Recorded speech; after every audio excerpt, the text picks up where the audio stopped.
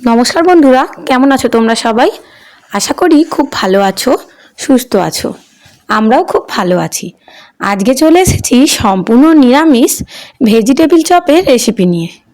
যে কোনো রকম নিরামিষ অনুষ্ঠান, যেমন গৃহপ্রবেশ বাড়ি, পুজো বাড়ি, সেখানে প্রথম পাতে এইরকম একটা ভেজিটেবিল পরিবেশন করা হয়। আর নিরামিষ দিনে বাড়িতে সন্ধেবেলা কিছু খেতে মন চাইলে এটা বানিয়ে অবশ্যই খেতে পারো। তার জন্য প্রথমেই নিয়ে নিয়েছি গাজর, বিট, আলু, আর স্যালাডের জন্য শসা নিয়েছিলাম আর পেঁয়াজ। শসা পেঁয়াজটা অপশনাল। এদিকে প্রথমে কড়াইতে তেল দিয়ে ফোড়নে দিলাম 5 ফোড়ন। তারপর বিট, গাজর আর আলুগুলোকে টুকরো করে কেটে নিয়েছি। সমস্ত কিছুকে ধুয়ে দিয়ে দিলাম তেলের মধ্যে। এরপরে খুব ভালোভাবে নাড়াচাড়া করে লো ফ্লেমে ঢাকনা চাপা দিয়ে দিয়ে বেশ কিছুক্ষণ ধরে ভেজে নিতে হবে। দু একবার নেড়ে নেওয়ার পর এর মধ্যে দিয়ে দিলাম গ্রেট করে নেওয়া আদা। বেশ কিছুটা আদাই দিয়ে দিলাম। আদাটা দিলে ফ্লেভারটা খুব সুন্দর হবে। যেহেতু নিরামিষ, তাই আদাটা অবশ্যই ব্যবহার করো।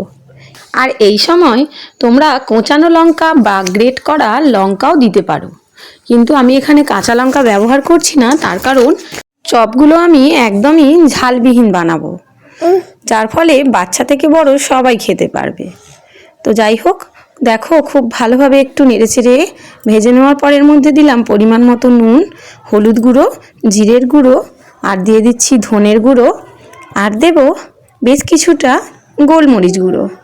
এরপরে সমস্ত কিছুকে আবারও খুব ভালোভাবে নেড়েচেড়ে ভেজে নেব, আর একবার করে ঢাকনা বন্ধ করে দেব।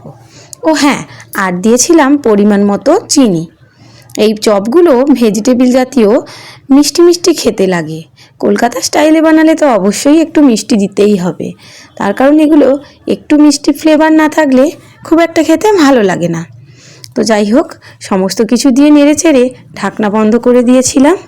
এইভাবে একবার করে ঢাকনা বন্ধ করে আর একবার করে খুলে নেড়ে দিয়ে 10 থেকে 12 মিনিট ভেজে নিতে হবে। আর এর মাঝেই আলু, বিট, গাজর বেশ কিছুটা নরম হয়ে এলে তখন দিয়ে দিলাম বেশ কিছুটা মটরশুঁটি। মটরশুঁটিটা তোমরা প্রথম থেকেই ব্যবহার করতে পারো। এরপরে আবারও সেই একই কাজ, খুব ভালোভাবে নাড়াচাড়া করতে হবে আর ঢাকনা বন্ধ করতে হবে। আর দেখো, বেশ কিছুটা সিদ্ধ হয়ে এলে খুন্তি দিয়ে সমস্ত কিছুকে খুব ভালোভাবে ম্যাশ করে দিতে হবে, যাতে এগুলো একটু গায়ে গায়ে হয়ে যায়। তো তারপরে খুব ভালোভাবে ম্যাশ করা হয়ে গেলে আর যখন সমস্ত কিছু ভালোভাবে সিদ্ধ হয়ে যাবে, পুরটা তখন রেডি হয়ে যাবে। এরপর সবশেষে দিয়ে দেব ভেজে খোলা ছাড়িয়ে নেওয়া বেশ কিছু চীনাবাদাম। এই চীনাবাদামটা দেওয়ার ফলে খাবার সময় যখন মুখে পড়বে, এই ভেজিটেবিলের স্বাদটা দ্বিগুণ হয়ে যাবে। তো দেখো, আগেই আমি ভেজে নিয়েছিলাম। তোমরা চাইলে এটা খোলা সমেতও ব্যবহার করতে পারো। সমস্ত কিছুকে ভালোভাবে ভাজা হয়ে গেলে এরপর এর ওপর একটা ভাজা মশলা ছড়িয়ে দেব, যেটা বাড়িতেই আগের থেকে বানিয়ে আমি একটা কৌটোয় করে রেখে দিয়েছি। এর মধ্যে ছোট এলাচ, লবঙ্গ, দারচিনি আর শুকনো লঙ্কাকে শুকনো খোলায় ভেজে গুঁড়ো করে নিয়েছিলাম, আর তার মধ্যে সামান্য একটু জিরেও দিয়েছিলাম। তো সেই মশলাটা দেওয়ার পর ভালোভাবে সমস্ত কিছুকে মিশিয়ে দিয়ে গ্যাসের ফ্লেম অফ করে কড়াটা নামিয়ে রেখে দিলাম ঠান্ডা হওয়ার জন্য। এদিকে একটা বাটিতে অল্প একটু কর্নফ্লাওয়ার আর সামান্য একটু জল দিয়ে গুলে একটা ব্যাটার রেডি করে নিচ্ছি। এরপরে দেখো, এটা ঠান্ডা হয়ে গেছে। এই মিশ্রণটি নিয়ে হাতে করে গোল গোল আকারে বানিয়ে নেব। আমি একটু লম্বা আকারেই বানাচ্ছি, তোমরা যে যার ইচ্ছা মতো বানিয়ে নিও। যেহেতু গ্যাসের ফ্লেমটা লোয়েতে দিয়ে এই মশলাটা বানিয়ে নিয়েছিলাম, তাই সমস্ত সবজির থেকে তেলটা কত সুন্দরভাবে ছেড়ে দিয়েছে দেখো। দেখে মনে হচ্ছে অনেক পরিমাণ তেল দেওয়া হয়েছে, কিন্তু এই তেলটা কিন্তু খুব একটা বেশি ছিল না। তো যাই হোক, দেখো এইভাবে আমি লম্বা আকারে বানাচ্ছি। তোমরা চাইলে গোল বা চ্যাপ্টা যে কোনোভাবেই বানিয়ে নিতে পারো। দেখো, সমস্ত চপগুলো রেডি করে একটা থালার মধ্যে নিয়ে নিয়েছি, আর থালার একটা সাইডে নিয়ে নিয়েছি বেশ কিছুটা ব্রেড ক্রাম্বস। তোমাদের কাছে ব্রেড ক্রাম্বস না থাকলে নেড়ো গুঁড়ো করে নিতে পারো। তারপরে এই ব্রেড ক্রাম্বসের ওপরে এই চপগুলোকে গড়িয়ে নিচ্ছি, আর হাতের সাহায্যে আবারও একবার করে মুঠো পাকিয়ে নিচ্ছি।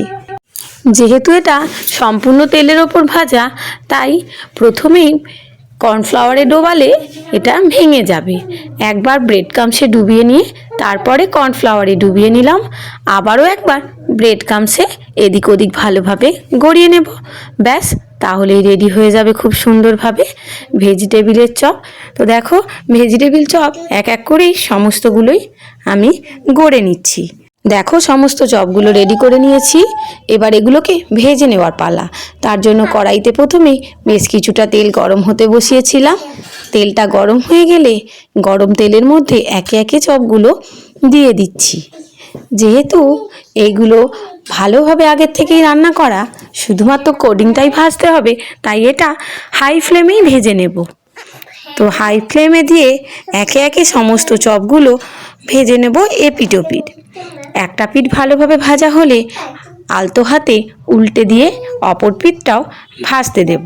দেখো, এক পিঠটা ভাজা হওয়ার পর কিন্তু রঙটা চেঞ্জ হয়ে গেছে। তো এইভাবে করে সমস্তগুলো উল্টে দিলাম আর অপর পিঠটা ভাজতে দিলাম। তোমরা প্রায় সকলেই ভেজিটেবিল চপ খেয়েছো আর আশা করি খেতে পছন্দ করো, কিন্তু শীতকালীন এই সবজি দিয়ে এইভাবে ঝটপট বাড়িতে বানিয়ে একদম সমস্ত কিছু ফ্রেশভাবে বাড়ির সকলকে পরিবেশন করে দেখো, আশা করি সবাই ভালো বলবে। রেসিপিটা কেমন লাগলো অবশ্যই জানিও, আর ভালো লাগলে অবশ্যই একটি লাইক দিতে ভুলো না। আর কে কোথা থেকে দেখছো কমেন্টে জানিয়ে দিও, তার কারণ আমি অবশ্যই তোমাদেরকে থ্যাংক ইউ বলতে চাই। তো সকলকে অনেক অনেক ধন্যবাদ এতক্ষণ থেকে ভিডিওটা দেখার জন্য। এরপরে দেখো, সমস্তগুলো ভাজা হয়ে গেলে তেল ছড়িয়ে তুলে নিলাম, আর এরপর কিছুটা শসা পেঁয়াজ কুচিয়ে নিয়ে স্যালাড বানিয়ে নিলাম। আর স্যালাড আর তার সাথে একটু কাসুন্দি দিয়ে এটাকে পরিবেশন করলাম। একদমই গরম গরম শীতের সন্ধ্যায় এরকম সব রকম সবজির একটা চপ সত্যিই অসাধারণ। তোমরাও বাড়িতে বানাও আর জানিও কেমন হয়েছিল। আমার চ্যানেলে নতুন বন্ধু হয়ে থাকলে চ্যানেলটিকে সাবস্ক্রাইব করে পাশে থেকো, আর ফেসবুক থেকে দেখলে ফলো করে দিও।